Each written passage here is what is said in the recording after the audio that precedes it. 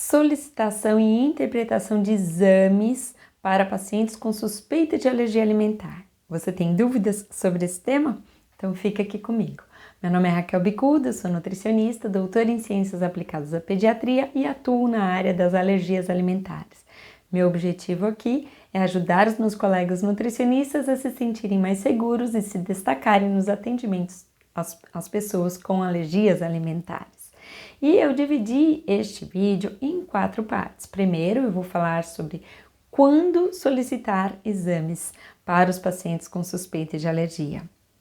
E a segunda parte eu vou falar que exames nós podemos solicitar, depois eu vou dizer quais exames nós não devemos solicitar e por fim eu vou comentar sobre como interpretar os exames que nós podemos solicitar. Então vamos para a primeira parte. Quando que nós vamos pensar em solicitar exames para os nossos pacientes com suspeita de alergia alimentar? Bom, a solicitação de exames nunca deve ser o primeiro passo na nossa investigação. O primeiro passo na investigação da alergia alimentar é ouvir e coletar as informações a respeito da história clínica do paciente. Então a gente primeiro precisa entender quais são as reações que ele vem apresentando, porque pode ser que não sejam reações de alergia alimentar, pode ser que sejam reações de intolerância alimentar. Porque a alergia alimentar, ela é uma reação mediada pelo sistema imunológico, enquanto as reações de intolerância não são mediadas pelo sistema imune. E dessas reações de alergia, que realmente são mediadas pelo sistema imunológico, a gente ainda tem diferentes mecanismos imunológicos envolvidos. Então, nós temos algumas pessoas que apresentam reações mediadas pelo anticorpo imunoglobulina E, que nós chamamos de IgE. Existem pessoas que apresentam reações alérgicas a alimentos, mas que não são mediadas por esses anticorpos do tipo IgE, que são mediadas então por outras células do sistema imunológico. Existem aquelas ainda que apresentam reações mistas, que podem ter o envolvimento de IgE e outras células do sistema imune. Então, para esses pacientes que têm reações mediadas por IgE, geralmente, o que vai acontecer? A história que ele vai apresentar vai ser uma história de reações imediatas aos alimentos ou ao alimento. Geralmente é um alimento, difícil ele ter reação a vários alimentos. Pode acontecer, mas não é o mais comum. O mais comum é ele ter 1 ou 2 alimentos envolvidos. Então, nos casos IgE mediados, as reações são imediatas, elas ocorrem até 2 horas após o consumo do alimento. E é nesses casos, então, quando a história clínica é de história de reação imediata, nesses casos, vale a solicitação de exames de IgE sérica específica, para que a gente possa confirmar se essa história de reações imediatas são mediadas por esse anticorpo IgE. Então, geralmente o paciente vai dizer qual é o alimento que ele suspeita estar envolvido com aquelas reações, que ele percebeu que ele tinha comido aquele alimento e teve a reação. Então, nesses casos, nós podemos solicitar os exames de IgE sérica específica para estes alimentos. Agora, nos casos em que o paciente só tem história de reações tardias, não há necessidade de nós solicitarmos esse tipo de exame, afinal de contas, as reações tardias geralmente não são mediadas por IgE. Então, quando que nós vamos solicitar esses exames? Quando o paciente tiver uma história de reações imediatas a alimentos. E quando que nós não devemos solicitar exames? Quando o paciente não apresenta história de reações imediatas. Então, não há motivo algum para a solicitação de exames de IgE se o paciente não tiver histórias de alergia alimentar. Mas tem um segundo caso, né? Quando o paciente tem história de reação tardia e faz dieta de restrição do alimento, se você pensar em reexpor o paciente ao alimento, é claro que essa reexposição vai ser feita por meio de um teste de provocação oral sob supervisão médica e é prudente solicitar exames para verificar se durante o período de dieta de restrição o paciente não desenvolveu a IgE sérica específica para aquele alimento que ele restringiu da sua alimentação. Porque o que acontece é o seguinte: antes, quando ele consumia o alimento, o organismo dele pode ser que estivesse ali acostumado a tolerar aquele alimento sem produzir reações imediatas. Talvez só produzisse reações tardias, ou então talvez nem fosse alergia. Não sei como foi feita a investigação anteriormente. Mas passado um período de dieta de restrição, o organismo dele pode ter se esquecido de tolerar. E aí pode ocorrer uma reação imediata. Então é prudente, após um período de dieta de restrição, é prudente solicitar as IgE séricas específicas para aquele alimento que foi excluído, para verificar se nesse intervalo o paciente não desenvolveu as IgE séricas específicas. Então, antes da reexposição, é interessante sim solicitar, mesmo quando ele não tinha história de reações imediatas.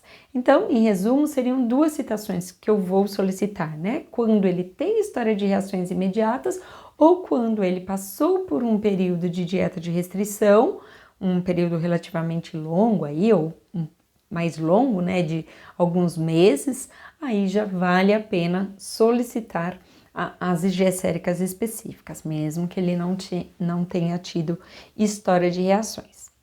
Agora, aguarde para o quarto tópico deste vídeo, onde eu vou explicar sobre como interpretar o resultado desses exames de IgE sérica específica. Então, indo para o nosso segundo tópico desse vídeo, quais exames eu devo solicitar? Bom, como nutricionista, eu posso solicitar exames de IgE sérica específica, sim, posso, só que eu tenho que lembrar que, inclusive de acordo com o Conselho Federal de Nutrição, de nutricionistas, eu devo solicitar apenas os exames cujos resultados eu saberei interpretar. Então, se você ainda não se sente seguro, não se sente segura para interpretar esses exames, é melhor que você encaminhe o paciente para um alergista que realmente vai saber interpretar esses resultados. Bom, agora, se você sente segurança para solicitar, são os exames de IgE sérica específica que você vai solicitar. Então, você pode solicitar IgE total e IgE para os alimentos que você suspeita. Não peça vários alimentos, peça apenas aqueles alimentos que foram levantados como suspeitos na coleta da história clínica. Outro dia desses, eu vi uma postagem no Instagram que me fez ter muita vergonha, porque foi uma médica alergista, postou o caso de um paciente que ela foi atender e o paciente trouxe para ela resultados de vários exames que ele tinha feito com pesquisa de IgE sérica específica. Muitos exames. Alguns deram positivo e aí a pessoa que solicitou não soube o que fazer com aqueles resultados e apenas após pegar os resultados encaminhou para o alergista. E por que é que eu fiquei com vergonha? Porque foi uma nutricionista que solicitou aquela batelada de exames. E foram exames que foram solicitados sem que o paciente tivesse qualquer história de reação adversa a alimentos. O paciente estava apenas com sobrepeso, ele estava com o peso elevado e por conta disso o nutricionista pediu aquele monte de exames sobre alergia, né, verificando se o paciente tinha alguma IgE sérica específica para algum alimento. E alguns alimentos deram positivo, mas e aí o paciente não soube o nutricionista soube o que fazer. Solicite a IgE sérica específica apenas dos alimentos que você desconfiar que a pessoa produz reações imediatas a eles. Não solicite de vários alimentos e quando solicitar, também não solicite os alimentos em painéis, porque existem algumas formas de você solicitar para grupos alimentares, por exemplo, alimentos infantis. Só que o problema é que quando vem o resultado, vamos supor que você peça para um grupo de alimentos, vai para várias castanhas, para coco, para amendoim, tudo junto. Se vier positivo, você não vai saber se aquele exame veio positivo por conta da castanha, qual castanha, se foi por conta do amendoim ou se foi por conta do coco. Então, não é interessante solicitar em painéis, em grupos de alimentos. O ideal é solicitar exatamente para o alimento que você suspeita. E, inclusive, para alguns alimentos, nós podemos solicitar as GGE séricas específicas para as frações desses alimentos. Por exemplo, para o leite de vaca, nós podemos solicitar para leite total, mas também podemos solicitar IgE sérica específica para caseína, para alfa-lactoalbumina, beta-lactoglobulina e assim saber para qual fração proteica realmente a pessoa produz ou não IgE sérica específica. Então, é esta a minha orientação. Se você for solicitar exames que seja de IgE sérica específica e para aqueles alimentos que realmente estão relacionados com a história clínica apresentada pelo paciente. Agora, indo para o nosso terceiro tópico do vídeo, quais exames nós não devemos solicitar? Bom, nós não devemos solicitar exames de IgG para alimentos. Realmente, IgG é uma pesquisa que está condenada pela literatura científica quando a gente fala do diagnóstico de alergias alimentares. Porque ter IgG positivo para um alimento não significa que ele produz reações contra aqueles alimentos. Significa apenas que ele tem sido frequentemente exposto àquele alimento. Não quer dizer que ele reaja contra aquele alimento. Então, IgG positivo não é sinônimo de doença, não é sinônimo de alergia, não é sinônimo de alergia alimentar. Então, nós não devemos solicitar os exames de IgG. Assim como não devemos solicitar exames de IgE sem história de reações imediatas a alimentos que sejam compatíveis com reações de alergia alimentar, nós também não devemos solicitar exames de IgG. Entre outros exames que existem aí no mercado, como teste eletrodérmico, teste de pulso, análise de fio de cabelo, nenhum desses exames servem para pesquisa de alergia alimentar. Também não devemos solicitar exames de sangue oculto nas fezes. O sangue oculto ele pode ocorrer às vezes por um dentinho que está nascendo, porque às vezes a mãe está com uma fissura ali no mamilo e o bebê consumiu ali um pouquinho do leite da mãe. Então o sangue oculto ele pode aparecer, se ele tiver uma fissura anal também pode aparecer sangue nas fezes. Então a presença de sangue oculto nas fezes não é sinônimo de que o paciente tenha alergia alimentar. Então, nós temos que ter cautela na solicitação de exames, quando a gente quer pensar aí na investigação do diagnóstico de alergias alimentares.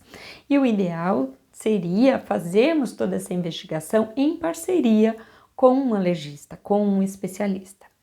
Bom, agora, caso você tenha solicitado esses exames ou caso o paciente já traga alguns exames para que você possa interpretar, que esse exame pode ter sido solicitado até mesmo por um alergista, mas ele te traz até a consulta para que você possa dar o seu parecer a respeito daqueles resultados.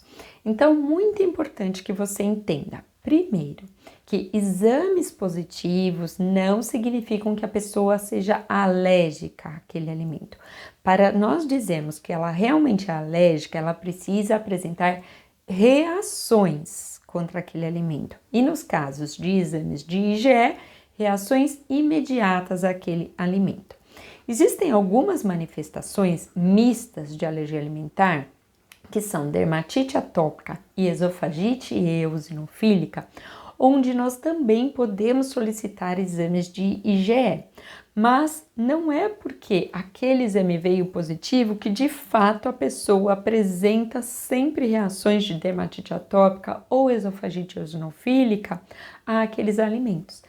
Às vezes o exame é apenas positivo e aquele alimento é bem tolerado. Então a gente tem que entender que exame positivo significa que a pessoa é sensibilizada, ou seja, ela produz IgE sérica específica contra aquele alimento, mas não quer dizer que ela seja alérgica. A gente só vai saber se ela é alérgica se nós observarmos de fato reação contra aquele alimento, seja uma reação imediata, seja uma piora da dermatite atópica, seja uma piora ali no número de eosinófilos nos casos da esofagite eosinofílica. Então, seja qual for a manifestação clínica, o que importa para nós é a reação apresentada e não o resultado do exame.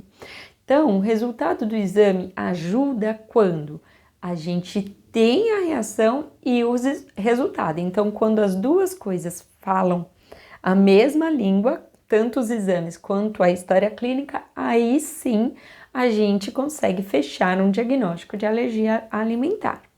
Agora, lembrando que existem também as alergias que elas são passageiras e o paciente ele não precisa ter um exame zerado para a gente dizer que ele já é tolerante. Muitas vezes a IgE ainda está positiva, mas o sistema imunológico dele vai aprendendo a controlar o uso dessas IgE séricas e aí ele passa a não reagir mais contra aquele alimento. Então, não são os resultados zerados que nos mostram que ele já é tolerante, mas sim quando ele faz um teste de provocação oral e deixa de reagir. Poxa, Raquel, então os exames não servem para nada? Como é que eu vou interpretá-los? Bom, eles servem para interpretação junto com a história clínica. Eles não vão contraindicar a realização de um teste de provocação oral, mas eles podem ajudar o alergista a verificar qual é o melhor momento para essa realização. E quando os níveis de IgE sérica eles caem drasticamente, é quando o alergista tem o sinal de que, olha, agora parece que vale a pena a gente tentar verificar a tolerância a este alimento. Então, não é muito o número específico da IgE que vai fazer a diferença, mas a redução é algo que mostra para o alergista que o sistema imunológico daquela pessoa está mudando e que talvez seja um momento para essa avaliação da aquisição de tolerância. Então, a gente também tem que tomar um outro cuidado na interpretação dos exames, que é o seguinte: o laboratório, muitas vezes, ele traz no laudo dizendo se aquela alergia é leve, moderada ou grave. Porém, não é desta forma que nós devemos interpretar, porque às vezes o exame, a titulação ali de IgE é baixinha, só que a pessoa pode reagir com anafilaxia, dependendo do alimento envolvido, principalmente nos casos de amendoim, é um exemplo, a gente pode ter até com os títulos baixos de IgE reações extremamente graves. E existem pessoas que têm IgE bem alta e que reagem com reações mais leves ou que sequer reagem. Algumas têm a IgE total alta, como é o caso de alguns pacientes que têm asma, que têm dermatite atópica, que têm até mesmo rinite, que já são alérgicos por natureza.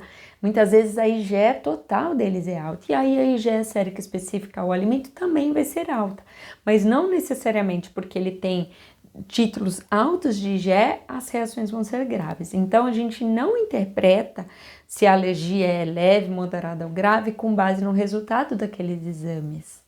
A gente interpreta de acordo com a história clínica.